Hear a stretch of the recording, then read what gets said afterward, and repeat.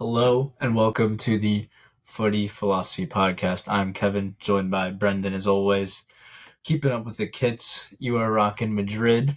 I'm guessing for the Madrid derby that just happened, which will not Gotta be Nacho, the GOAT.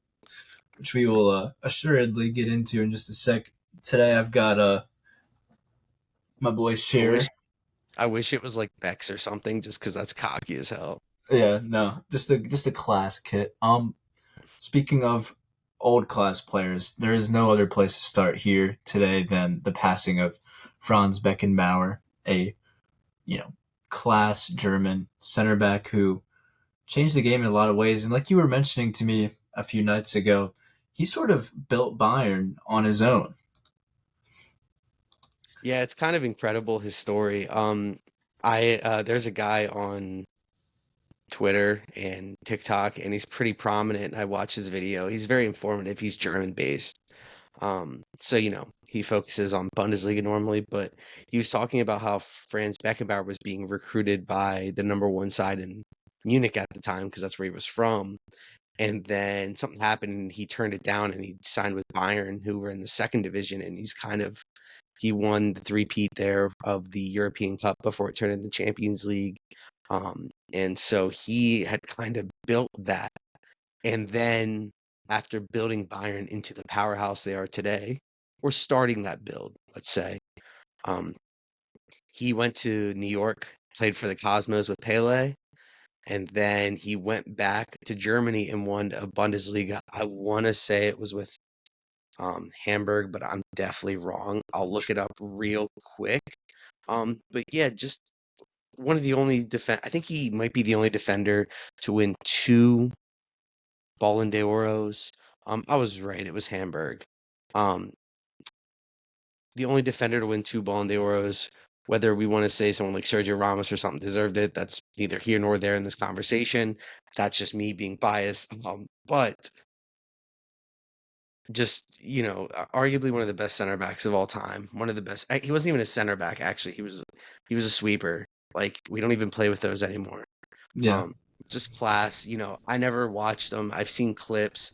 I might have watched like two games of his because sometimes I like to watch old games. But he won a ton of titles with Germany too. There's a reason he's considered the best center back of all time. Um, or absolutely. defender. Let's just say defender because that's kind of where he was. Yeah, I mean, like you mentioned, he's the only defender to have won two Ballon d'Ors. That speaks for itself. We have here. I didn't see that this happened. The Saudi fans whistled when he for his moment of Yeah, silence in their games. yeah, they whistled the whole time. Um, Pretty disrespectful. It's a Spanish tradition. I don't know if they do this in England.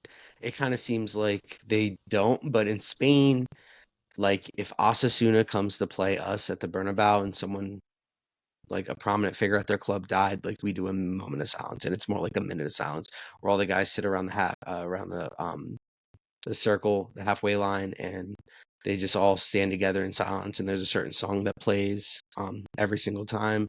With Real Madrid, obviously, I see this a lot because we have a lot of historical figures dying.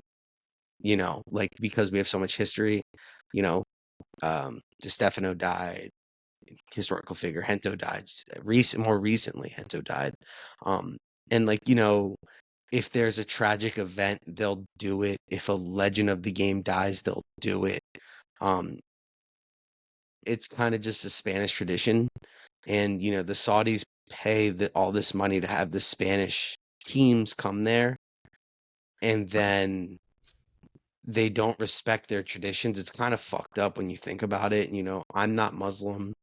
I had heard someone say that like it's against the Muslim religion to have a moment of silence in for a non-Muslim or something, and I was like, that just seems incredibly uh old world, I guess. Like it just the world's a big place. It's really easy to True. travel now. You want Spanish teams there. You want to see Real Madrid Barca play there. Just respect their traditions. Like, no one, people might have bitched about the Qatar World Cup, but at the end of the day, most people respected their traditions. Absolutely. I mean, like you said, it's pretty backwards to to boo a legend of the game. I I don't see where that is. Regardless of religious practice, you gotta. Football is the global game. I don't understand where Well, that and comes from. just to turn it on its head, right? If Cristiano Ronaldo passed in 10, 15, 20 years, someone that plays in the Saudi league or at this point would have played in the Saudi league, you think they're gonna whistle him? Like, and actually, worst of all, Franz Beckenbauer actually came out in favor of the Qatar World Cup. Like he wasn't even like a hater to like the Muslim Yeah. religion, like a lot of footballers were, like Tony Cruz, like which we can kind of transition to that. And I know you watched, but you didn't like have headphones. Every time Tony Cruz touched the ball, deafening whistles the entire match because Yeah. they didn't, um,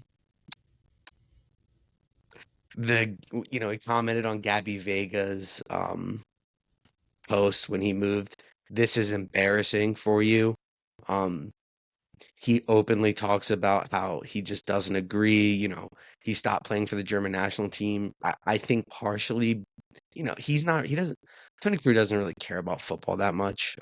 He's kind of made that quite clear where it's kind of like a job to him, which Yeah. is fine. 'Cause, as long as he's a professional, like, um, he cares more about being outspoken and he really likes the NBA. I don't know. I know you don't have him on Twitter or even have Twitter, but he's always tweeting like really late at night in Germany because he's watching NBA games. But the point being is that like Tony Cruz doesn't give a fuck if they're whistling him or not. And it's funny after the game, he tweeted, "What an amazing crowd tonight!" Like if you know Tony Cruz, he's just trolling. Like Yeah. so, No, he's to whistle him is fine, but to whistle Franz Beckenbauer, come on now. right. I mean, not to linger here, but I was almost wondering when I first heard about him, them whistling during the moment of silence. I was almost wondering if Beckenbauer was a part of that, like that group of crusaders, like Cruz almost, that have been outspoken about, lots of footballers moving to the Middle East, but Beckenbauer wasn't that, and so that makes it all the worse. That makes it all the worse. It's just sad. At the end of the day, like Definitely. I never saw him play. Like I said, Right. a handful of times, maybe, just because I'm a nerd when it comes to football. But Yeah. I mean, we're both we're both a bit too young to have watched him, when in his heyday when he was actually playing. well, But I was gonna say he was playing for West Germany in the '70s, so yeah, do the a country, math on that one. yeah, a country that doesn't even exist anymore. But let's keep talking about Germans and talk about some transfers, namely the first one here, Timo Werner. This one hits very close to home for me. I'm excited about him coming in. Um, we need depth in attack. Werner has been in the Premier League while it was considered uh, a mishmash of good and bad while I he was thought at it was Chelsea. really good. I will say That I was, thought it was was really good. good. I was going to ask you, you wrote down here 10 goals from about 20 XG in the Prem with Chelsea. So, That's not the good part, though. yeah, that's not what Obviously, you like to see. Um, Timo Werner's more than a goal scoring striker, though. His link up play is amazing, which will be great in Ange's system. He can hold up the ball. He's great in transition. He's, we'll get into this later, but like, just he's like Darwin Nunez, like hmm, freak athlete. Just, could work on finishing. If he actually put the time into finishing, he'd probably be one of the best nines in the world. Um, I really liked him at Leipzig, you know, time one. Um, yeah, but I think that he is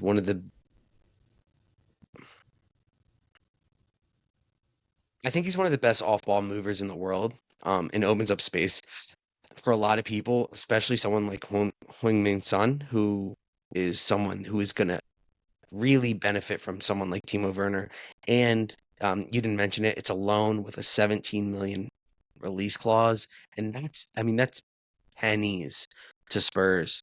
Um, what did you guys pay for Richarlison?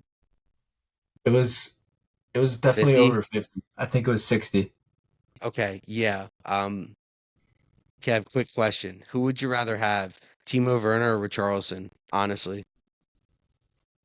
It's a To be as respectful to Richarlison as I can. It's a tough question having seen him played in a Spurs shirt already, whereas I haven't seen Werner yet. But before Richarlison coming, I would It's say Werner. Werner.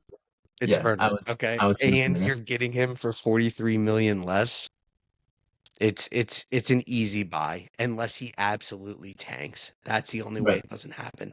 If he absolutely tanks, stay away. But I don't expect him to tank. He's like I said, he's one of the best off-ball movers.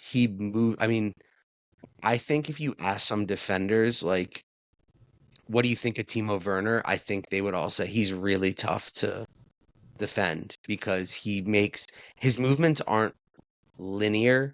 Um, he makes a lot of diagonal runs. Not only that, in like linear in the other sense of like he's very unpredictable off ball. And the best version of Kai Havertz we saw at Chelsea was when Timo Werner was always on the pitch. Mm. It's a great point. Well, that transitions us very well to a Chelsea player, Maatsen, going on loan to Dortmund. I don't believe that there's a mandatory buy option or anything like that. I think Um, it's just a straight 6 month. yeah. Um, this is a guy that has gotten sporadic game time with Chelsea. I'm not going to act like I know the player super well, but I think he has potential, and the Bundesliga might be a bit better for him somewhere where there's going to be more opportunities for in transition. He's an attacking player. I'm not sure. Do you have any thoughts on Matson going? I don't have anything to add about Matson. I will say I've watched him play at Chelsea like twice this year. Um, I don't hate him. I don't think he's Chelsea level. I don't really think he's Dortmund level. If I'm wrong, so be it. But I think he's more like top five league or top three league, like high mid table player. Um, would fit in with like a Leverkusen as a backup, or would fit in with Gladbach as like a starter. And I know they're kind of struggling this year, but they're a big club in Germany, or like maybe like a Sevilla would be a good level for him. I don't think Yeah, Chelsea and Dortmund are his level, though. I think he's a tad below that. And Dortmund just add to their winger depth, which doesn't really make any sense. Gio Reyna, Malin, um, Royce, Julian Brandt, that 10 wing hybrid that they kind of have. And they just added Jadon Sancho on loan today. Um, well, Jadon seems real happy to go there. Let's just say that. yeah. Before we move to Sancho, I'd just like to mention two things after looking at it quickly.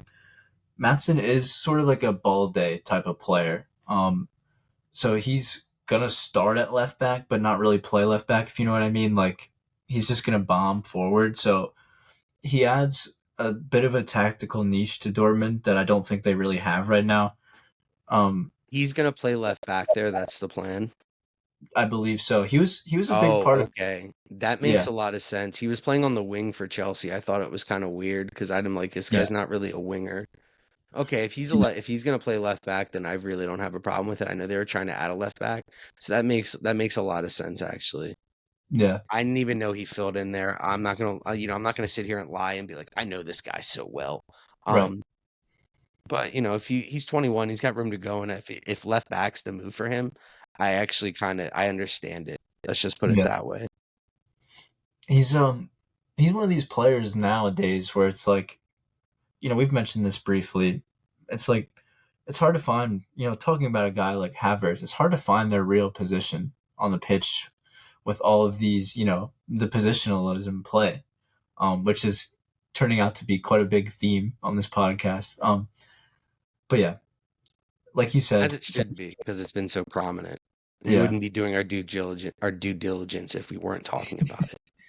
But yeah, you look up Maatsen on any app, and it has him listed as a left back and then left winger and then right winger. It's like, okay, I saw him where play on the right at Chelsea twice, so yeah, I didn't even know about him until Chelsea. I don't even like yeah, you probably did. You're more into that, while I'm more into like tactical knowledge. You're more into like yeah. players, like so.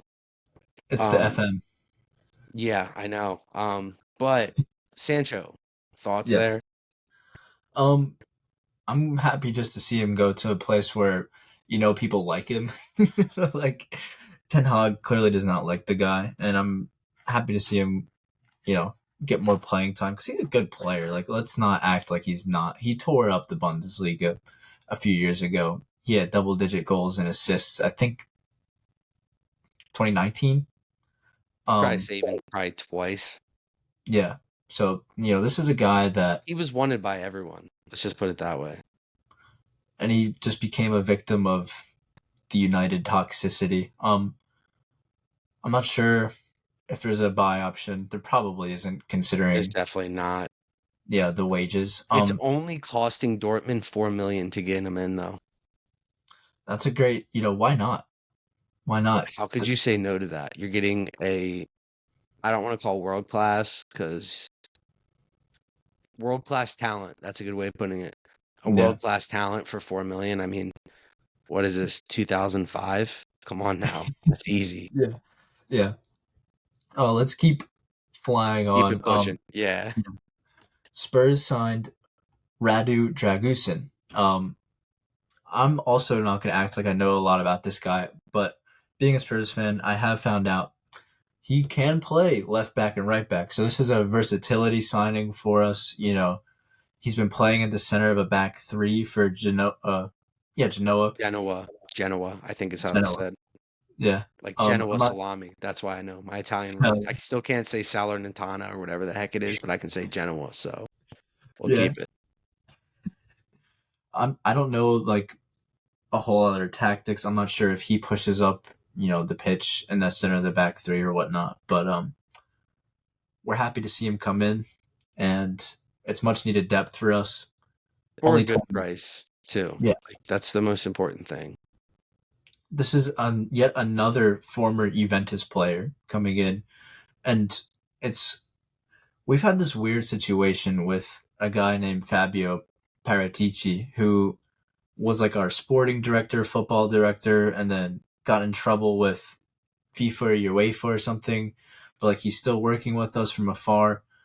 Point being, he has been the guy that has brung in a lot of these class transfers, like Romero, Kulusevski, udogie, Vicario, all from the Serie A. So could be another one. We'll see. Well, Um, and what I'll add to that, this is all I'm gonna add, is that like this is what I try to tell all my Prem fans, friends who are fans of the Prem, is like, dude, you guys gotta stop buying your talent only from the Prem. Like go snatch up someone cheap from La Liga. Go snatch up someone cheap from Serie A. Go to the Dutch Eredivisie. Like, go find these guys. I'm not saying go spend fucking 60 million on Anthony, but Santi Jimenez for 30 is kind of a bargain. Let's be honest. Like, you don't know what you're gonna get, but the potential's there. It's 30 million at the end of the day for a Premier League club is literally peanuts. Um, so I do like Spurs model right now, and I Timo Werner from Germany, Son from Germany, Madison from relegated Leicester, but that's a deal because they got relegated. Kuleveski from Serie A, Udogie from Serie A, like you already said. This whole team are non Mickey Van de Ven from Eredivisie, Vicario from Serie A, like this Pedro Porro from Portugal slash Spain. I mean, he's Spanish. He played there. But, yeah. they put together a team of non-EPL proven players, and they're just kind of proving that it's not really it's kind of a facade thing to say. Like, especially United fans, they love like we want PL proven, and like yeah, that's why you guys are in eighth place. Okay, like Yeah, I mean, it is really an interesting thing. You know, I hear about it all the time. Like, I'm a big fan of Tifo, and they talk about it a lot. Like, whether or not he's done it in the Prem, and it's a valid concern to have, especially if you're going to bring in a guy that's in a crucial position, like United would with a nine, and that's why they expressed concern over Hoyland because he's coming from Serie A. But you're exactly right. Like, these guys can use ways that they've learned abroad and bring things new to the table that English players haven't seen. Yeah, let's keep it pushing here. well, just one thing, just the Prem right now, it's a German coach, a Spanish coach, a Spanish coach, another Spanish coach, who Eddie Howe's English. Um, he is he the Newcastle coach? There's one other Yeah, one. There's like three English managers. So like the tactics that these guys are being asked to use anyway are foreign tactics. So, yeah, like someone like Pep, someone like Emery are gonna like a more technical player because that's what they're used to because they're from La Liga. Like unless like this is all I'm gonna say, like, and then we can move on. Like, let's stop acting like the Prem is like the epitome of football. Like each and every league plays differently. Like the Prem right now just has the most money. That's the only difference. In the early 2000s, it was Serie A, it was La Liga. Like yeah, so it's always changing. The Prem won't always be on top. Once these other leagues finally catch up with money, if it's possible, we might see another team pop up, or another league pop up. Um, yeah. just that being said, it's just there's great football out there. You don't just have to watch the Prem. You don't just have to watch La Liga.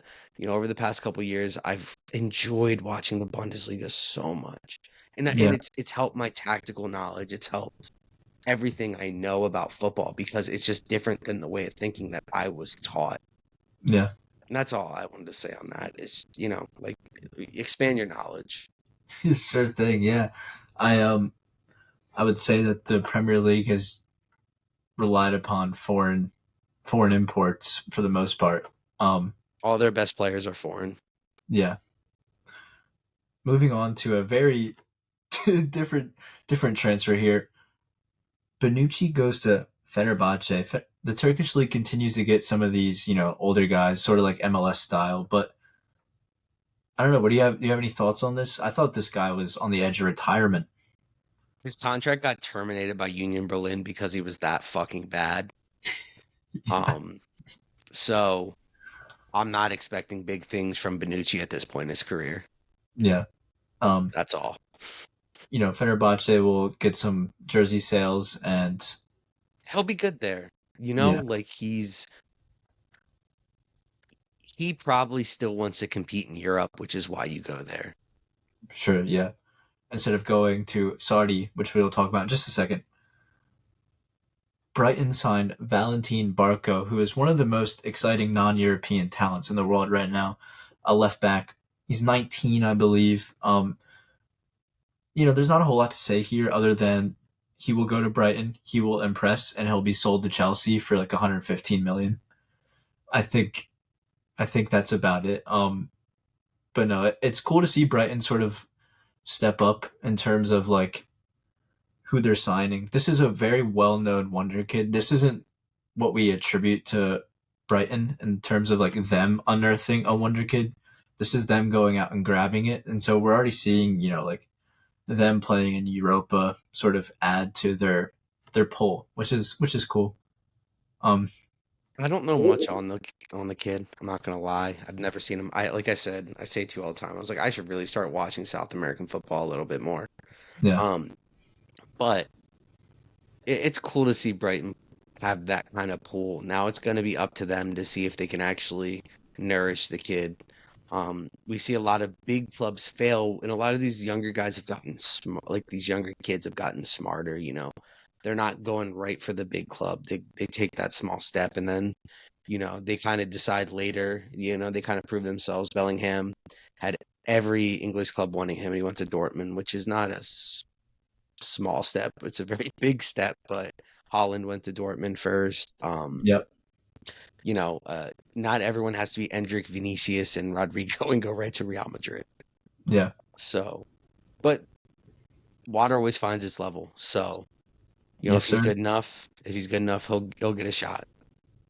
Yeah. The one thing I will say about Brighton real quick is that I'm not the first person to say this either, but they have provided a very clear track for younger players. I was about to say younger kids, but younger players to come in and get game time. There's a clear path there. You might go out on loan for one season, but then you come back and you play, and everyone gets their chance there. Like Hinchelwood has come in for Brighton this year and looked okay, and the dude's only 18. They constantly rotate the squad. De Serbi's okay with it. In fact, he needs to. So Barca will get playing time, and like you said, water will find its level. So we'll see with time. I think he'll be pretty good. Talking Let's about do another, rapid fire. I would say let's do rapid fire on these yeah, last ones. I don't really yeah, think there's much talking points on these last couple. for sure. Marcus Leonardo goes to Benfica. I don't know much about this guy, but here's another wonder kid joining a Portuguese team, a smarter, smaller step. Um, Mo Ali Cho to Nice for 12 million. I thought he was a bit better than Nice. Not to disrespect Nice, but I don't know. As a La Liga guy, just real quick. He wasn't playing at Sociedad, so I think he wanted to go somewhere where he would play. Um, so that's probably why Nice was a good decision. And as we know, Ineous, I think is what it is. The guys that just took over United, 25%, they didn't take over. They own Nice and they do great transfer business. So keep an eye on him. He's going to probably come up and be amazing. Yeah. Real quick, we wanted to mention that Bala is available for 12 million. If there's anyone out there that has, Ex Wonder Kid. The 10's coming back. So go get Dybala. 12 yeah, million for Paulo, man, that's kind of low. why not? I That's mean, really low. I'm sure Roma he'll, did get him on a free, so I'm sure Roma would be happy to take the 12 and run, especially yeah, as a Serie A team, which they are a sinking ship right now. But yeah. he is I mean, so integral to Roma, though, like they can't lose him. it's interesting. And they lost Zaniolo as well, who is like sort of in that same mold. Mariba joins Getafe from Leipzig. Is this permanent? I didn't check. I think it's a loan, but Okay. it's a great move for uh, Elax Mariba, who had Barca by the balls, and Barca was like, we can't pay you that much Yeah. because they were broke because they would have paid him that much.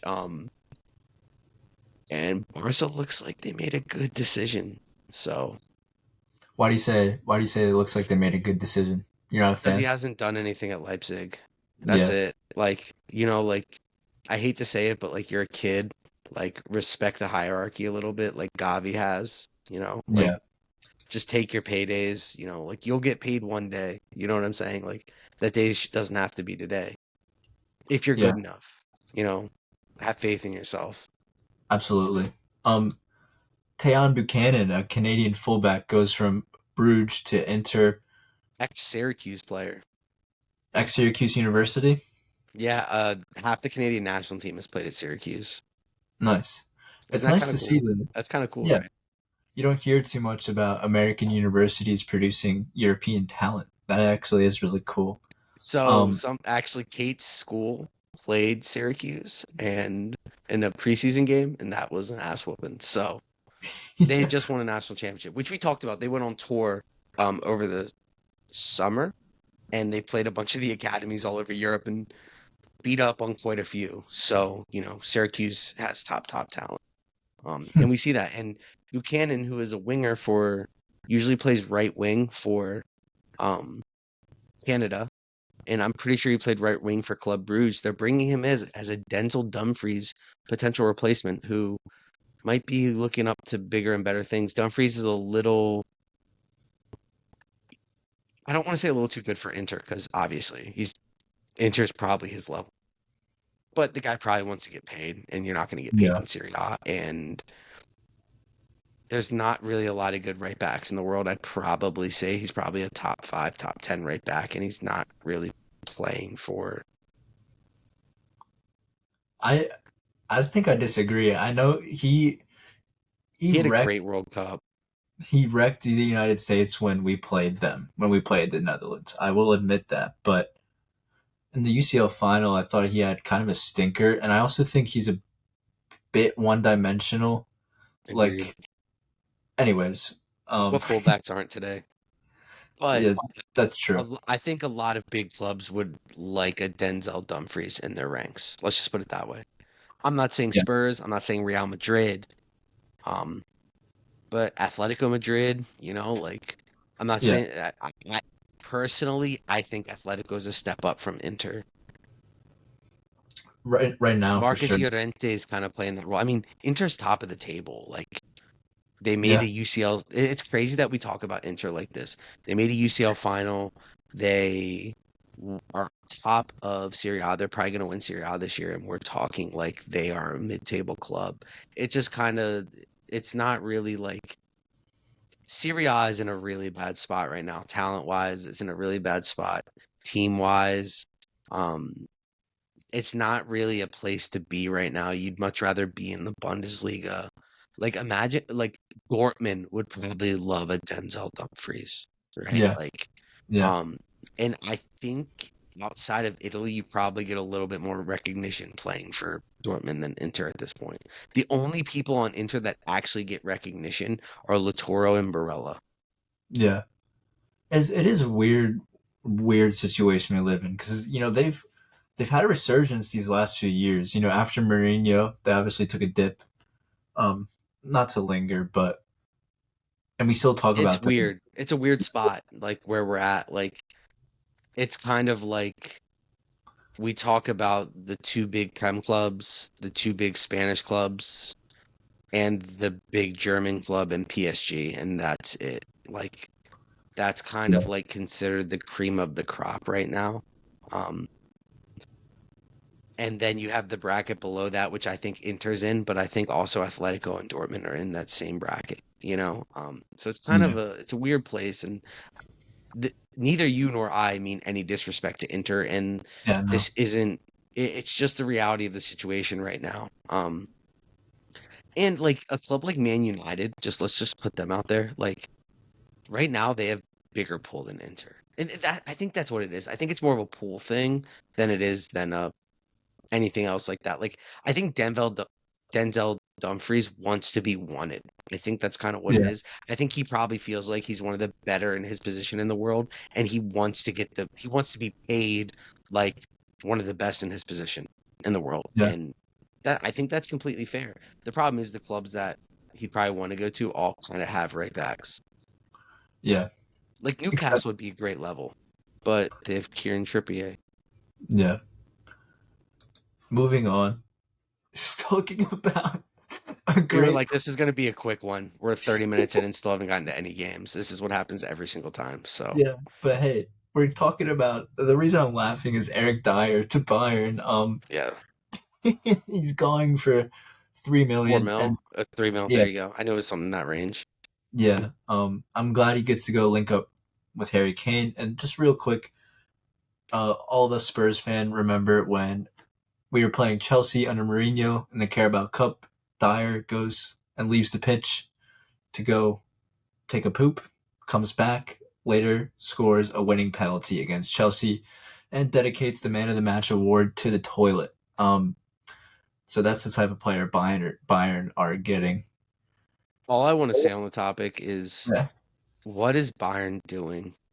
Like, why are you allowing Tuchel to have any say in your transfers? Like, you're being a clown. He's clearly not the long-term answer to your club. no, Real Madrid, Carlo Ancelotti gets zero say in transfers. Carlo was like, I want Harry Kane. The club was like, nah, like, go fuck yourself, Carlo. Deal with it.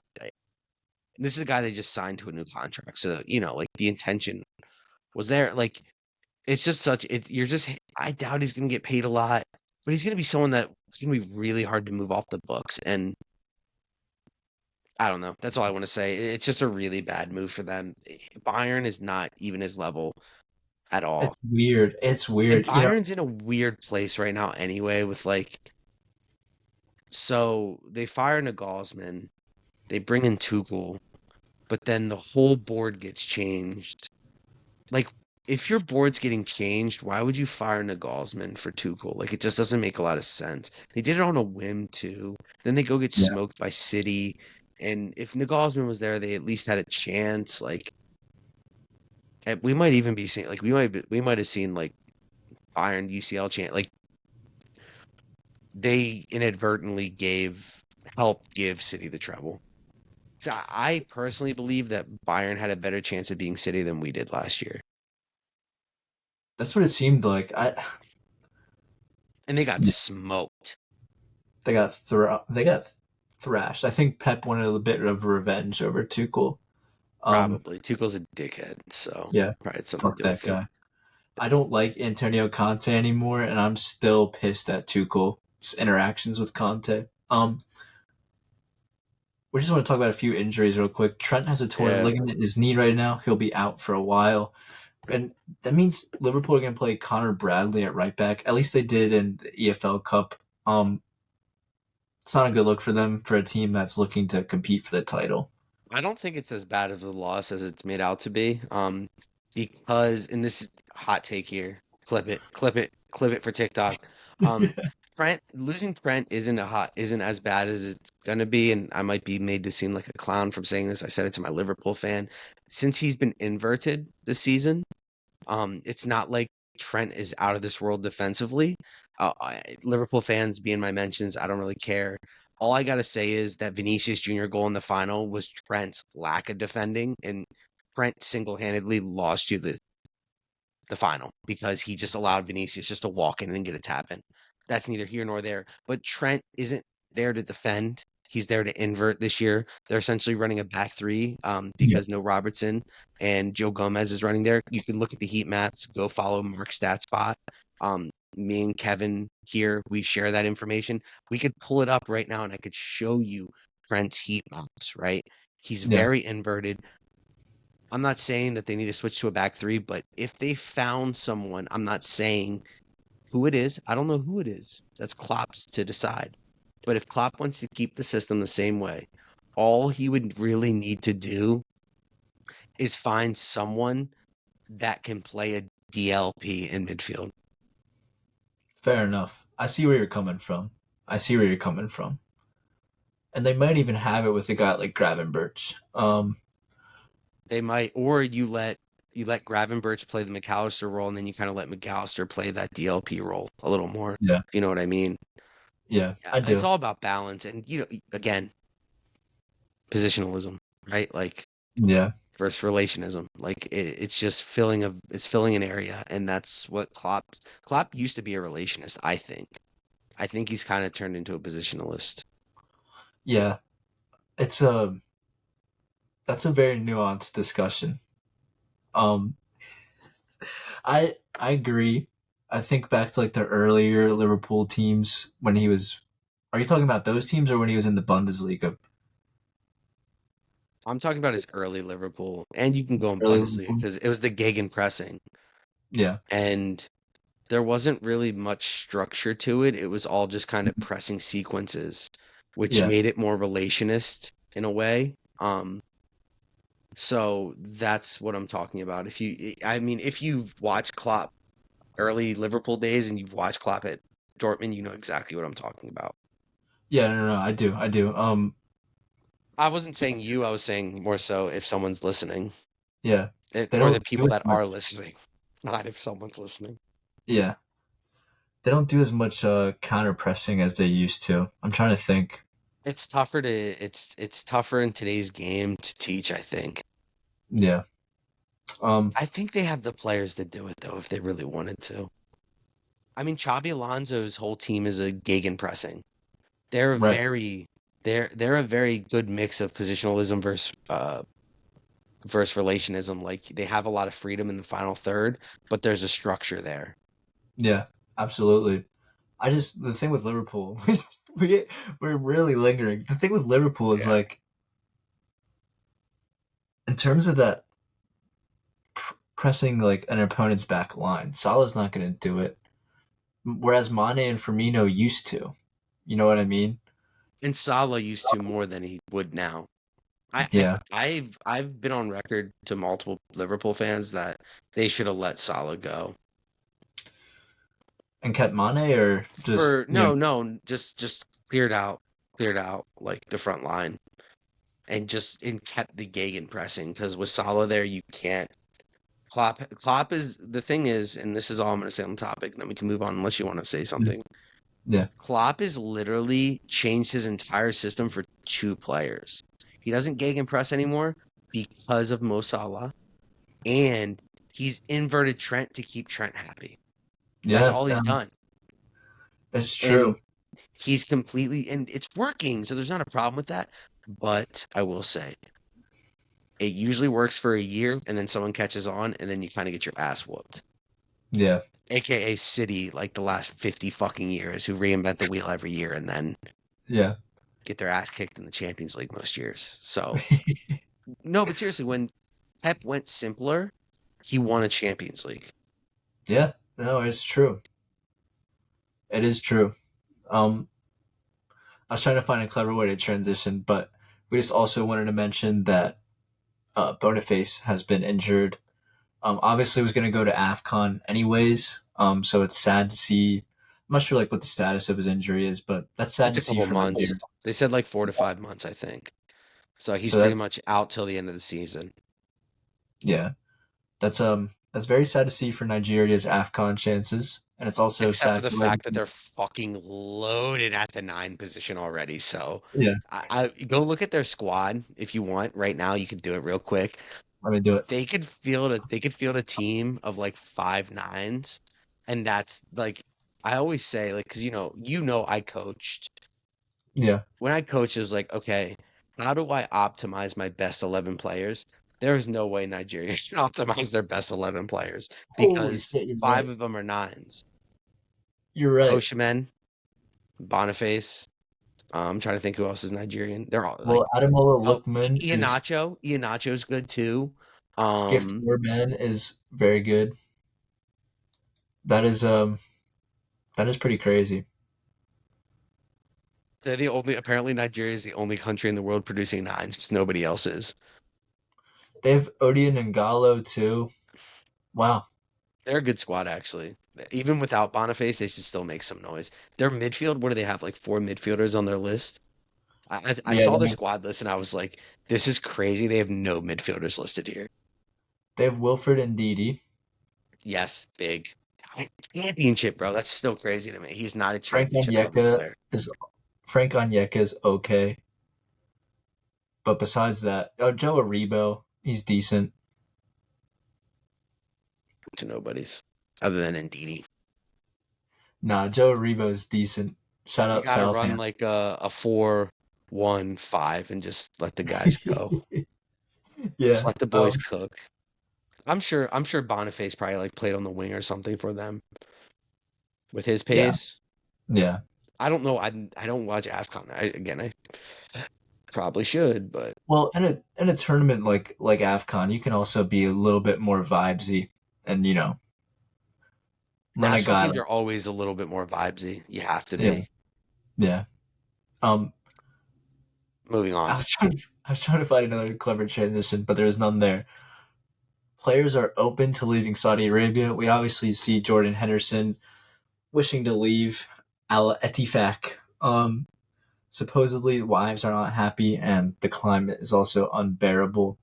The third one, remember how I was like, I can't remember the third one. I remembered it. It was low fan attendance, I mean, which that's all I got to say on the Saudi Pro League. We can yeah, transition yeah. to the Spanish Super Cup, which purposely packed the one side of the stadium. And you know how like sometimes they show clips, you look at the other side, empty seats both games. Hmm. And That's weird. my boy who's Muslim, he's like, yeah, Saudi, Saudi, Saudi. Like, yeah, I hear you. It hits close to home for you. I get that. Um, he's like, yeah, but the games are sold out. I'm just like, clearly they're not because I'm seeing a bunch of empty seats. Yeah, Maybe That's the weird. government's buying them up and purposely, like, like those governments have done weirder things. Absolutely. I mean, you never know with the Saudi Arabian government. They are a theocratic dictatorship. The Spanish Super Cup, you have a bit here about the structure, how Madrid and Barca receive more money. Um, 6 mil. yeah, and Atletico receives 2 million or Yeah, 4. bullshit. That's very strange. And those three clubs had to help Osasuna with the travel expenses. That's worth mentioning. Yeah, that's just some weird shit. To Yeah, we all had to give 200K to them to help. Like, yeah, it's kind of sickening. And, I had this discussion with someone on Twitter today because, they were talking, it's permanent right now because it's going on. And all I did responded, I was like, this needs to stop. Like, I was like, one, why is it in Saudi? Like, fuck this shit. Like, it's just for money. yeah, Two, let's go back to the old format of the Copa winner versus the league winner. Like, that was way better. Three, the money distribution is fucked. Okay, let's, what is it? 12 plus, what is it? 2 or 4 to Atletico? 2. 2, 14. Okay, so it looks like it's 15 mil, right? Okay, how about we just give everybody 3? Winner gets 2, runner up gets 1, and then the rest is evenly distributed too. You know what I mean? Like, so winner gets 5, loser gets 4, so that's 9. So we still got 6 million to go around. Um, yeah, okay, so maybe like 4 apiece, or something like that, 3, 5, something in that range. Like, Yeah, it just doesn't make a lot of sense. And it's disrespectful. Like, you're making Osasuna leave, travel 7 hours. It's not a short flight. 7 hours from Spain to Saudi. Travel for one game because they get knocked to Barcelona. And they don't even make that much money from it. I think they got like 1 mil. Like, the yeah. fuck is that? It's very strange indeed. It's you almost wonder like, are they paying Madrid and Barca more so that there's incentive for them to make the tournament, even though they would, but it doesn't make sense because they would anyways. It's a glorified friendly, first off. Let's put that in fucking writing. If it was Yeah, in Spain, it wouldn't be a glorified friendly. Or if it was a one-off game in some random country, I don't really think anyone would really care.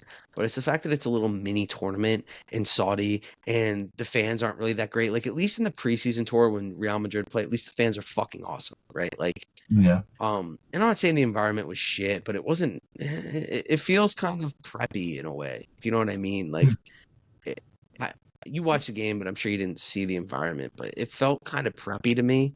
Um, and even beyond that, just something I want to say is that just like it's really stupid how like the like I hate to go back to the money distribution, but like it's really stupid. Like that, like let's just say you gave Osasuna 2 million more and you took a mil away from Barcelona and Real Madrid. Bro, a million to Barcelona and Madrid is fucking pennies. To Osasuna, 2 million is like staying afloat as a club. You know what I mean? Like, so it's just kind of that's what really bothers me is like as a Madrid fan, like, do I really need an extra 6 mil from the Super Cup? Will it help? Obviously, but we're a very financially stable club. I'm sure Barcelona needs a 6 mil, but um, that's more me throwing shots. But at the end of the day, Barcelona makes 6 mil in probably like a day anyway, just from operating. Like, Osasuna is lucky to make 6 mil probably in like 3 months. You know what I mean? Like, their I ticket get it. sales aren't nearly as high. Their stadium's not nearly as big. And they have great fans in Pamplona. Like, don't get me wrong, but like, I don't know. Well, let's discuss some of these games. Real Madrid 5-3 Atletico in extra time. First of all, this game was absolutely stunning. I tuned in late, but I did get to see Carvajal's equalizer to go three That was three. awesome. It was It a was great, awesome. great finish. And Well, it's crazy. because sorry, I don't mean to cut you off. Just like I have so much energy when I talk about Real Madrid, it's just I gotta get it Yeah, off my chest. Like yeah. Vinny, who had an okay game. I thought it was good. Like if I had to give it out of 10, I was like 6 out of 10. But Vinny, he's so good. Moment of magic, beats his man, runs down the wing, gets a shot on Oblak. He saves it. Pops out to Bellingham, gets a shot. It's blocked. He gets his own rebound. It's blocked. And then Danny Carvajal, it pops out to Danny Carvajal, who makes no doubt he was like, I was telling Kate this on the when I was driving home. She just let me rant for 10 minutes about Real Madrid from work. Danny Carvajal makes no doubt of it. He said, this motherfucker is either going into goddamn outer space or this motherfucker is breaking someone in the net or it's breaking the fucking net. He said, I'm making sure this ball's going in. Brahim Diaz sees him coming and he's like, okay, I'm getting the fuck out of your way, which is a And good thing because, Brahim could have been like, I want it, like selflessness. Um, Danny Carvajal, 2 assists and a goal in the game, man of the match, obviously. Just it's nice to see a resurgence from a guy who is the best right back in Real Madrid history. I personally believe. You can talk about Shendo or Salgado, but for me, it's Danny Carvajal, um, who has had a lot of injury problems post his heart surgery, and he's kind of just righted the ship this year. He changed his diet, and he hasn't gotten hurt. I think he got hurt once, and only missed like a couple games, 3. And this guy's playing every game, and he's making the fact that the club sold Hakimi to Inter like nobody really even talks about Hakimi anymore. And we're still talking about how good Danny is, and like you can't teach Madridismo, and Danny has that through and through. So absolutely. Um, I think that's the one thing I was gonna say is that finish is not only is it really good, but it's a hard one. What is its first time and it just finds a far top of the corner. and Oblak's there, and they got like 3 defenders on the line. Like it's not easy to like we see those get blocked all the time. Yeah, and for a right back, that's like a relationist moment. Um, It only happens in a relationist team. yeah, That's um, pushing for a goal because that's the only way he's allowed to be in that zone. Even though he does find himself in zone 14 a decent amount, yeah. which is kind of weird, but it works. So I mean, Madrid's got a lot of I don't want to say vibes because I feel like that's disrespectful, but some it's some of that vibes. going on sometimes. It's Um, vibes, swagger. There's something going on there where it's going good. Let's just put it that way. yeah. And another player that had a very good game was Brahim Diaz, who scores very late. Um, Did you see on a that? That was awesome. That yeah, was on a just pretty awesome. juicy run, and he goes Oh absolutely mental, yeah. rips He off the shirt. another guy with Madridismo. Actually, Isco was his idol growing up. He's a Oh Malaga wow, kid. Isco's a Malaga guy. There's a picture of, I think Isco was Santi Cazorla when they were like, I want to say it was Santi when they were both at Malaga, and Brahim's a ball boy right behind him. So, that's crazy. yeah, and Brahim is. I don't think we've ever talked about this, but we might have mentioned it to each other, but never on here.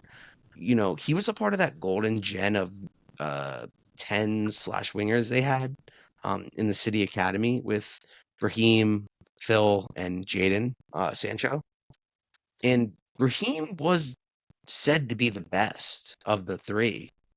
And it's kind of crazy because you could argue he's the worst. Um, not right now, but like, when you look at the peak of the 3, right? When you look at the peak of Phil, Sancho and Brahim, he's obviously had the worst peak, but he hasn't really gotten the chance either to show it. Um, Yeah, and he was really good at Milan, and Milan's a very big club. But then he got COVID and his form was really up and down.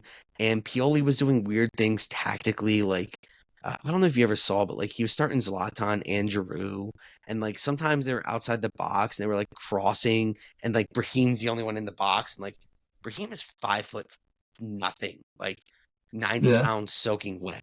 But I just want to say, and I text you this, you probably don't agree, but Brahim would be one of the better wingers in the EPL this season. Yeah. He'd be one of the better wingers in the EPL, better right wingers in the world, you know, if he was starting on this form.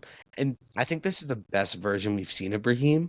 Um, Actually, he's one of the guys that I saw up close. I went to a Getafe game at the Alfonso Perez after we'd already lost the league, and I was in the one corner, and he was playing right wing that game. So I saw a lot of Brahim that game, and ever since Yeah. that moment, I was kind of like, okay, this kid's for real, because you can see the talent.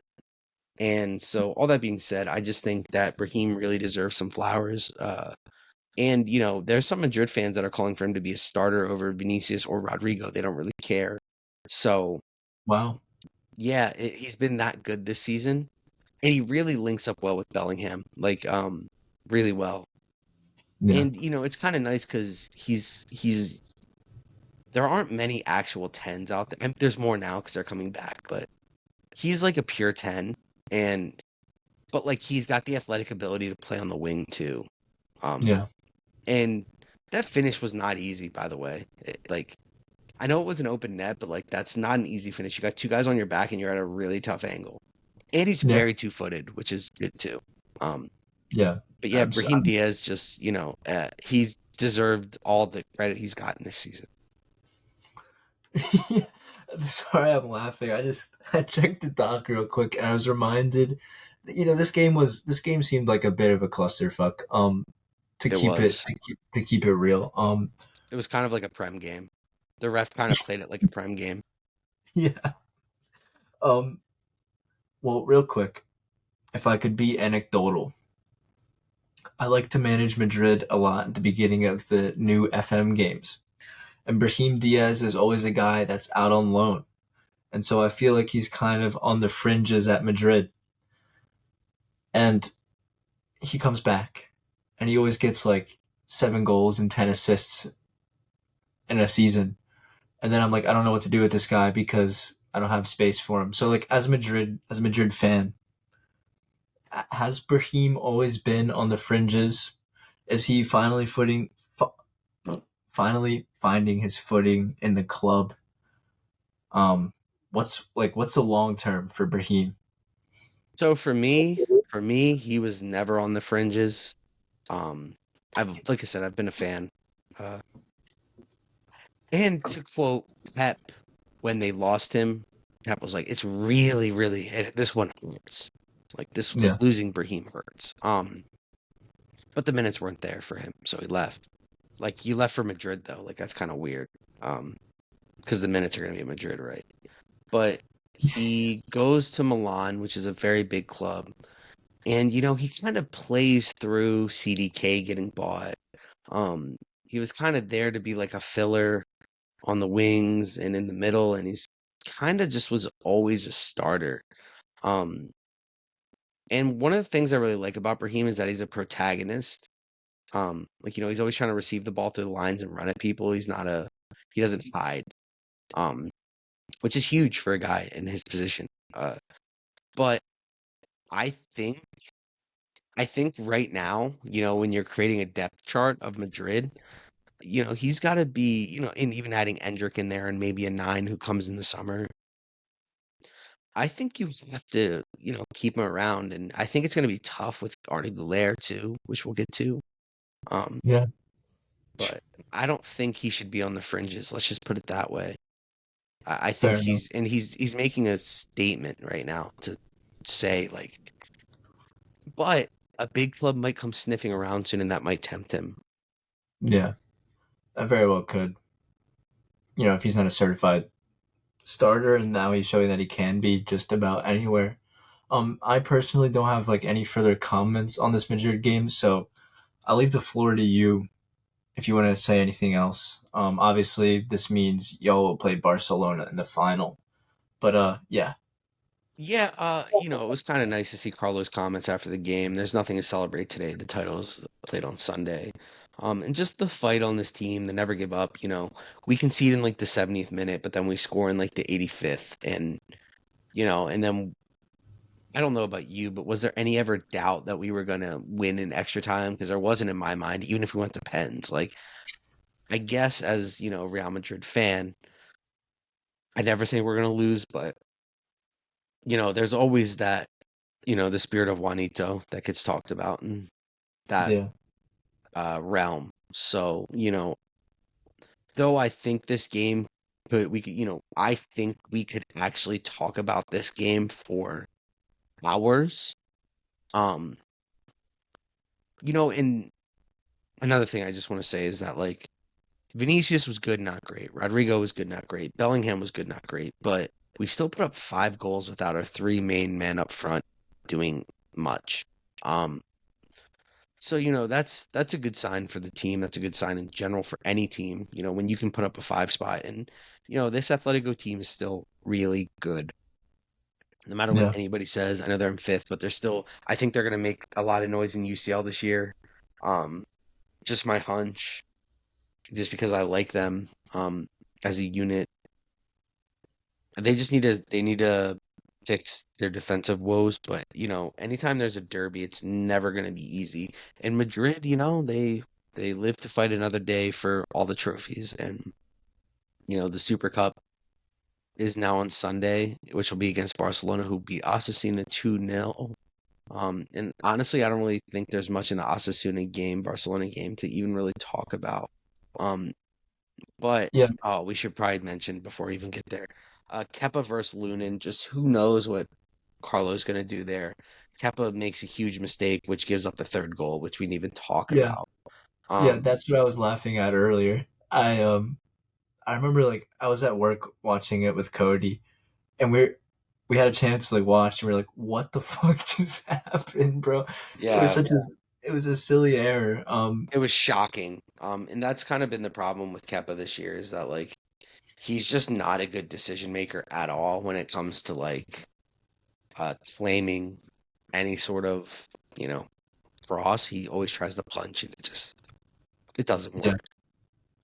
it reminds me a lot of Hugo Lloris, like towards the back end of his Spurs career. He started to just get like really indecisive or overly decisive. Mm. Mm. That's almost worse than indecisive sometimes. Yeah. Um, well, moving on quickly, Barcelona. I just wanted to mention Gunnigan's had a really good season for Barcelona. He has 2 assists in this game, and he's going to go down as a very underrated midfielder of like this last generation. I Another personally German, feel. yeah. German midfielders are good, much like Spanish. I Yeah. like Um, Gundogan a lot.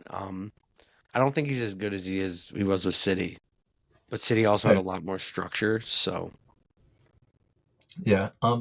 Real quickly, Lamine Yamal scores late and sort of like grabs our attention once more. He's been quiet ever since he initially burst onto the scene. Real quick, what are your thoughts on Lamine Yamal? click clip this, okay? No, I'm just mentioning, just joking. Um, but Lamine Yamal is a good player. He's only 16. He's got a lot of growth. I don't think he's ready to start for Barcelona. I don't think he's ready to play for the Spanish national team, but he keeps getting called up. Um, So I crazy. don't think Barcelona can rely on a 16-year-old to be a starting winger for them at the point where they're at as a club, where they're trying to fight for trophies. That being said, I think he's a great player to come off the bench. He burst on the scene, was awesome, but then teams started to figure out his game a little bit, and he's kind of died off, and he's lost his position to Rafinha, who is much more decisive. That's kind of all my thoughts on Lamine Yamal. I think he's going to be a fantastic player one day. I just Yeah. don't think that day is now.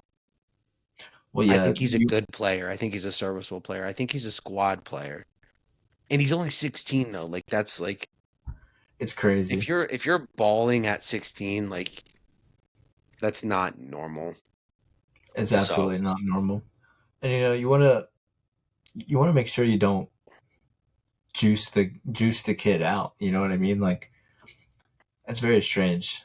like they did To to Pedri, yeah, who can't stay straight up. healthy now.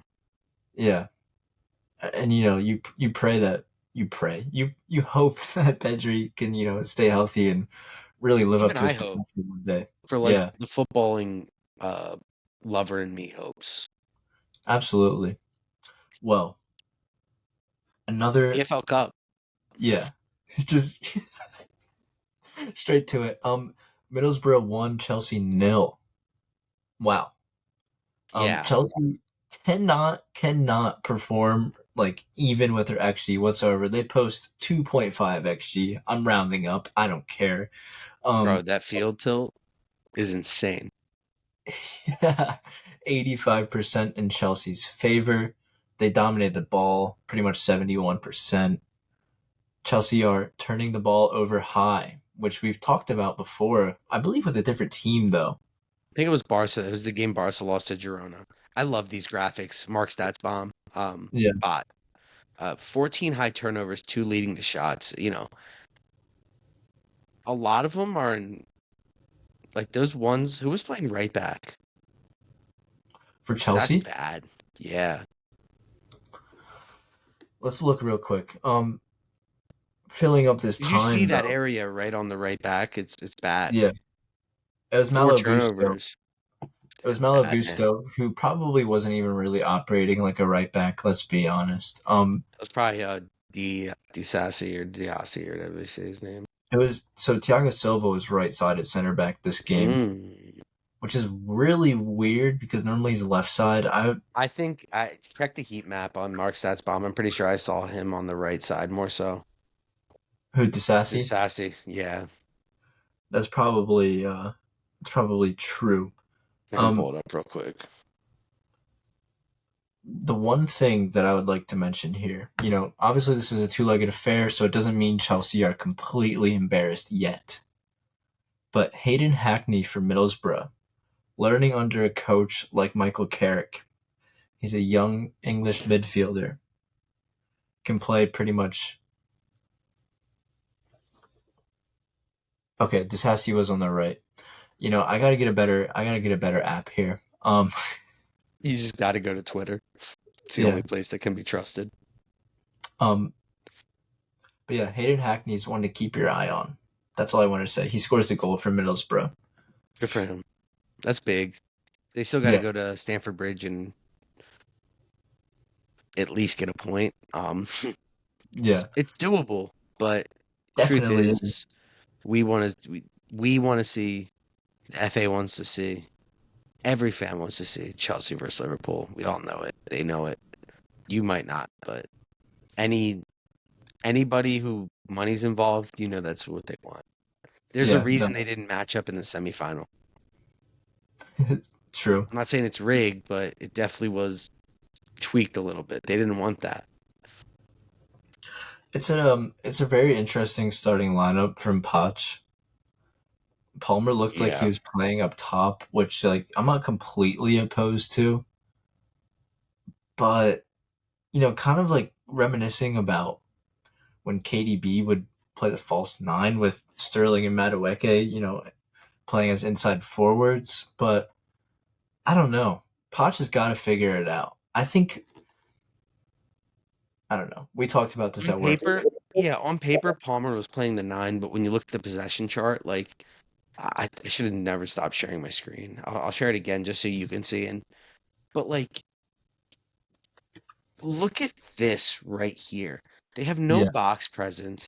It's just a clusterfuck of like essentially like a nice little arc of like players, and it's just kind of eh. You need a box presence, man. We talk about it all the time. We don't need to keep talking about it.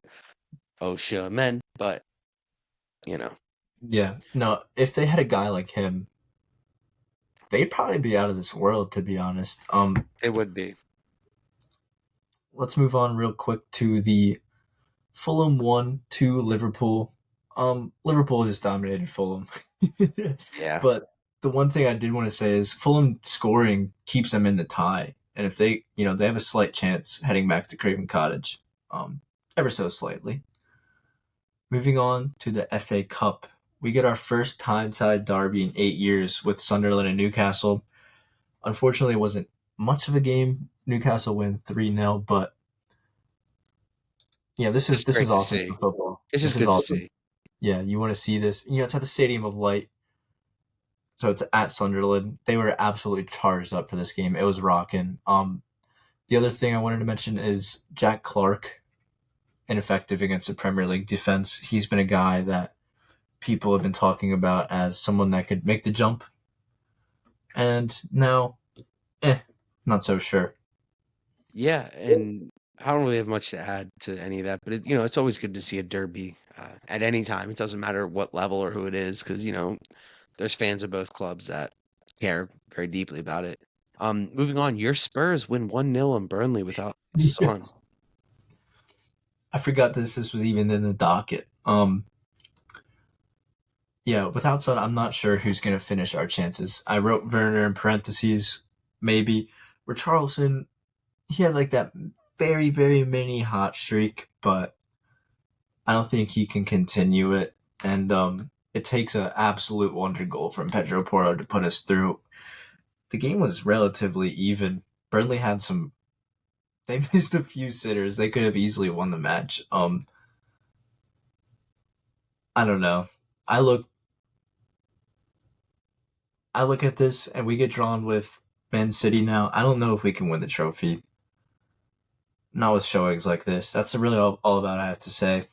If you haven't seen the Porro goal, go watch it. He is quickly becoming a top three right back in the world. Just saying. Yeah, I don't really have much to argue about the Porro, at least right now on form. He's always had Yeah. the potential. Everyone's always talked about him. He's always been linked with big clubs, but no one ever made the move. I'm not quite sure why. It might have been character issues, was always the gist I had kind of got from socials, and what was being reported. But he's a great player. And Ange is using him. He's kind of inverting him, and it's going well for him. Um, just some quick notes. Yeah. Of, yep, Leicester beat Millwall 3-2. Bristol City tie West Ham at West Ham, and they get a replay. What are your thoughts when West Ham controlled the ball? They just don't look like the same side. Yeah, no, this is something we talked about. Obviously, Bristol City are going to, well, it's really twofold, because they know, you know, we know this, and so Bristol City are obviously going to know this. You can give West Ham the ball, and try and like watch them flounder around and figure out what to do with it. But West Ham are also just the better team here talent wise, so they're going to have the ball more often. For a team that is so reliant on the counterattack, it doesn't really work well for them. 1-1 at home to Bristol City. Bristol City's not terrible, but they're in the championship. Like, shouldn't be happening. I don't know. West Ham have had this problem for quite a while. They have the capability to beat teams like Man City, like Arsenal, like Liverpool. It's sort of like Spurs when they had Conte. We just, it's like that Chelsea infographic. The possession chart looks like a U because they don't know how to, play the final ball, play the incisive pass. Penetrate. And so it looks like a horseshoe. And obviously tons of people have talked about this, but you know, Bowen's been playing up top for them, so that obviously is not the greatest in terms of when you're It's trying to great build in up. transition. Yeah. Yeah, exactly. But if you're trying to possess the ball, you don't want Jared Bowen playing the nine. Yeah, and he kind of hedges right where he prefers to. Right, Um, and exactly like what you saw with Chelsea. That's where Palmer was. yeah, Um, exactly. And then you have no box presence, yeah. So which is a Bristol problem. City get to go at home now, and that's actually a really interesting one. You know, I'm not going to drink the Kool Aid completely, but moving on, Wrexham 1-0 over Shrewsbury. It's awesome to see Wrexham keep going. Arsenal Yeah, 0 Keita 2. played the 9 for them against Bristol City, by the way. Oh, okay. I mean, that's a And little Bowen ended better. up on the right because they lost Kudus. Hmm. Yeah. Well, that is But worth yeah, mentioning. like against Arsenal, Bowen was at the 9, Kudus was on the right, Paqueta on the left, and then James Ward-Prowse in the middle, which has kind of been their go-to formation in most Yeah. games. So That's awesome on the counter, but not when you're trying to dominate the ball. Um, yeah, it's which is probably why he opted out to the right in the game yeah. against Bristol City. and Moyes has always struggled with that. Anyways, Arsenal 0-2 Liverpool. On paper, this sounds like an enthralling game, but kind of like we mentioned, previewing this, it's early rounds, so it's not as like dynamic of a game. It's Um, more so, sorry, I don't mean to cut you off. no, you're good. It's more than like the round though. Like if you know what I mean, like it's more of like, okay, neither team would be mad to lose, but like you're gonna try to win.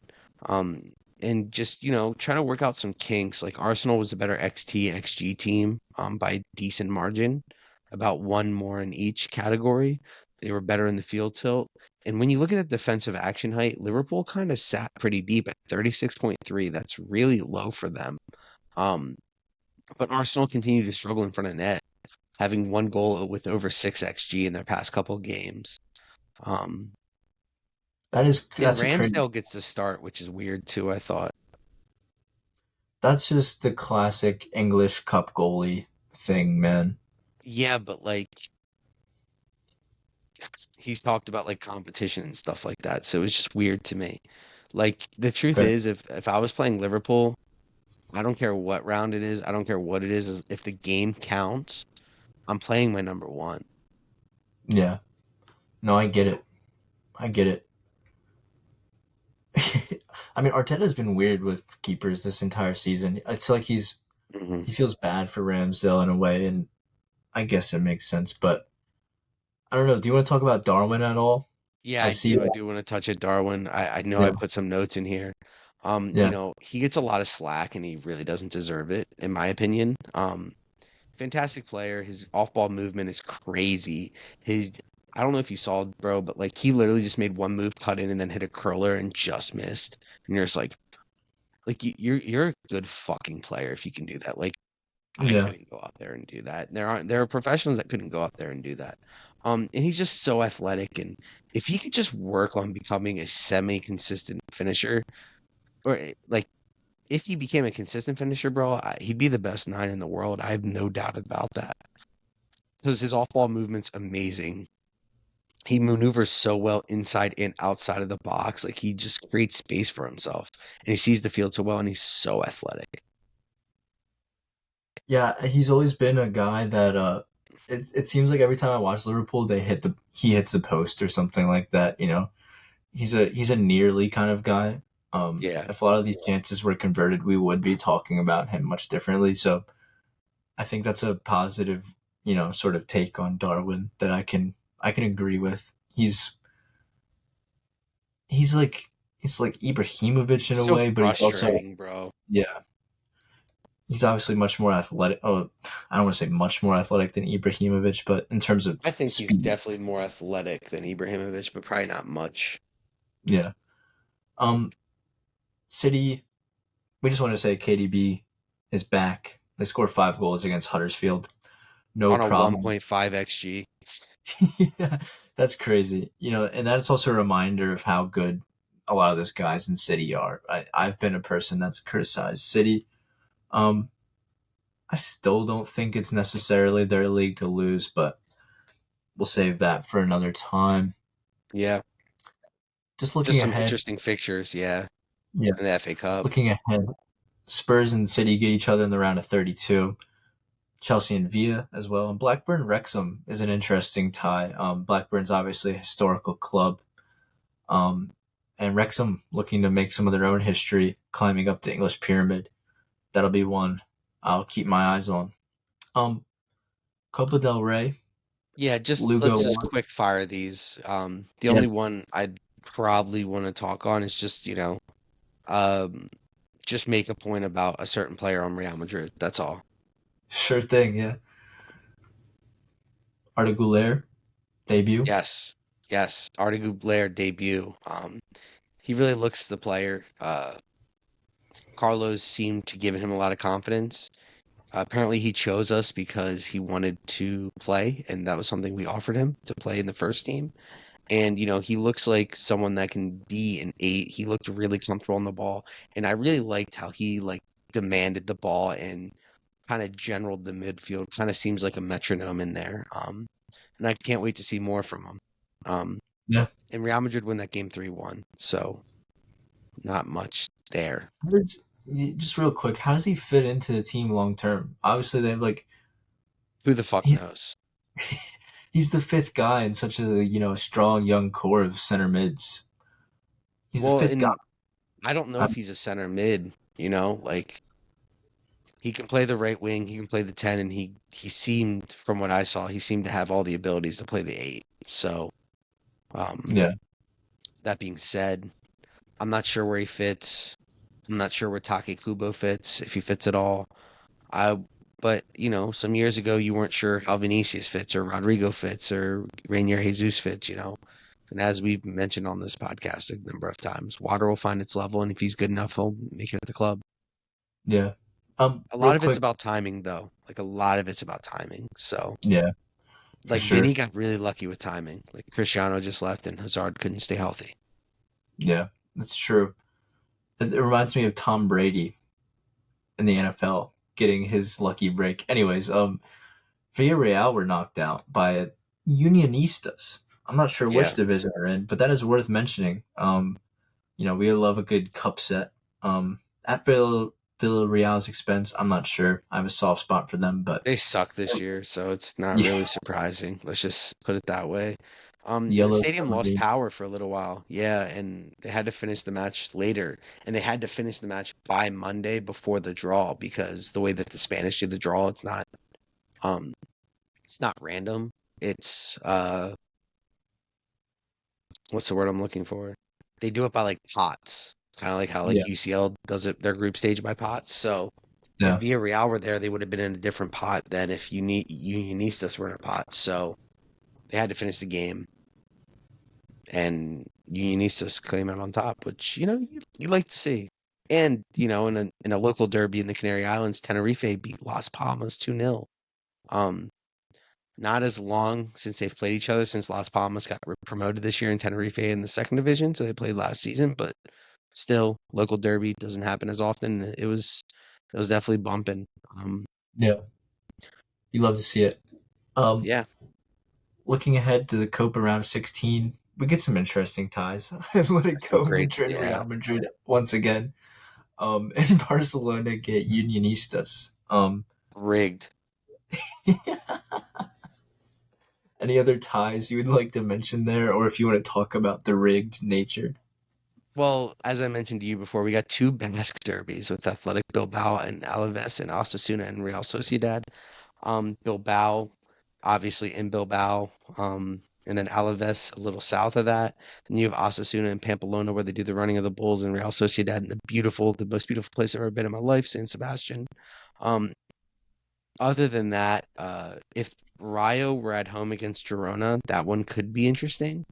Um, but just really Atleti draw Real Madrid. Um, Barcelona get the only non-first division side other than Tenerife.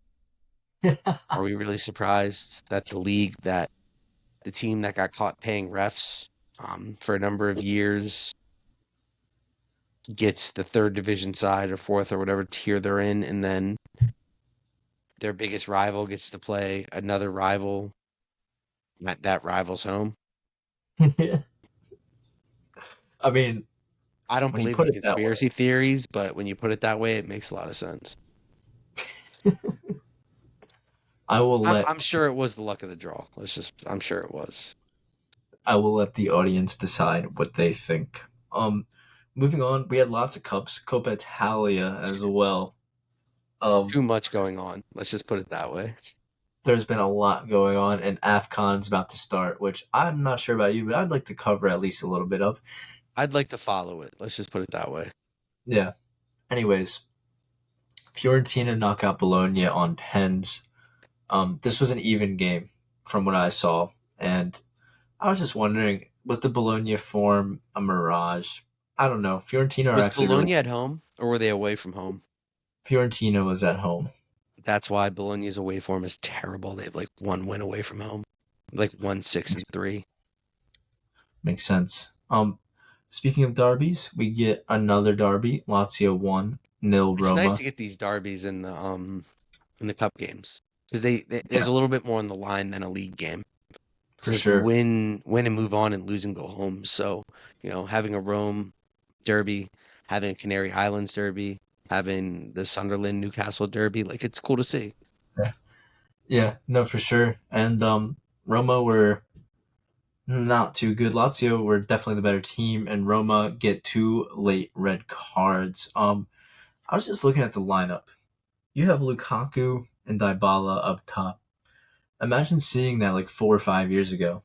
I think everyone would have been like, "Holy shit!" But Yeah, this nowadays, team's gross. yeah, nowadays it's much different. Just food for thought. Any thoughts on that on the Rome Derby? Um, I would have loved to tune in. Um, but Jose Mourinho's been really hard to watch this season. So I have trouble watching. Let's just put it. Yeah, Let's he put has it that become way. even more staunch in his park the bus beliefs, I feel. And they need better center backs to do it. That's all I wanted to say about that. You look at those three and I don't know, even Roma has more pull than that. Oh, they Milan do. won. That's the worst part. Yeah. Milan won, 2 Atalanta. This was a relatively even game. The penalty for Atalanta makes the XG look way better. Milan seemed kind of hard done by. I didn't check the pen. I'm not sure if it was legitimate or anything like that, but nonetheless. Juventus 4-0 Frosinone. I just wrote down typical. Um, Frosinone have some interesting players, but no, this is typical. And This should Milik, happen. Yeah. yeah, Milik gets a hat trick for Juve in this one. There Do we know were who some. plays who? Like, do we know who's matched up with who? I'm pretty sure I had the notes who I can would quickly play look. after. Um, I'm just curious for obvious reasons. So if we'll see, we have some interesting semifinals. So Um, oh, damn it. I can Atalanta remember. and Fiorentina and Lazio and Juventus. Yeah, and then it goes to two legs now, and Yeah. not till April. So we'll probably be looking at Wow. a That's much so different far. landscape. That's so That is far weird. away. I mean, I guess it's already the semifinal though. All the other ones are like Copa's in round of 16 right now, but that Copa will be done and then they'll throw the final in like April. I got you. Well, it's the Carabao Cup's already in the semifinals, but they play the finals in like February. So I'm not sure. I'm not sure what the deal is with that. Um, Torino 3-0 Napoli over in Serie A. You said Embarrassing. Mazzari's a ticking time bomb. Yeah, Napoli are absolutely garbage right now. And when you look, and if you look literally 3 bullets down, it says you fire Rudy Garcia, and somehow it's worse under Mansari. This Yeah. guy's a clown. He's Napoli's getting knocked in UCL. It's just put your money on that one. Who do they have again? Is it I'm pretty Barca? sure they have Atletico. Atletico? It might be Barca. I know it's a Spanish team. Let's just put it that way. Let's. It's Barca. Yeah, I don't. Yeah, Barca's knocking them out. It's going to be easy. Oh, Atletico have Inter, so I was right. They do have an Italian team, but that's brutal. Yeah, yeah. It's And sad to it's see. it's right around the corner, bro. Like we're like a month away from them playing. Like it's hard to seeing them righting the ship in a month. Yeah, I don't think they will. And Oshiman and Kvaratskhelia agents beefing. I'm not Agents, sure if you saw that. yeah, it's not pretty. Kvaratskhelia agent said that Osimhen would take the money of Saudi, and then Osimhen's agent was like, "Keep our name out your mouth." It's a I clown saw show it got right now. it got like pretty personal and gruesome. Yeah, Um, we have Roma 1 Atalanta. It seems like there's lots of games for these Italian clubs coming off the like really short Christmas break. yeah. They didn't even get a Christmas break either, so like they're kind of piling on for them, and I hope they kind of thins out a little bit for them here because they could use the rest because they've been Yeah, going. they have, and it's become like a slog as well. I Well, and a feel. lot of the games are like draws and like low scoring and like they looked like again, I'm not watching Serie A right now. It doesn't really pique my interest, which is why it's not much of a talking point on our pod. It's usually just, Yeah, hey, these were some good Serie A games, so we're gonna touch on them, but that's about it. yeah. The, Yeah, the one thing, they're not really interesting.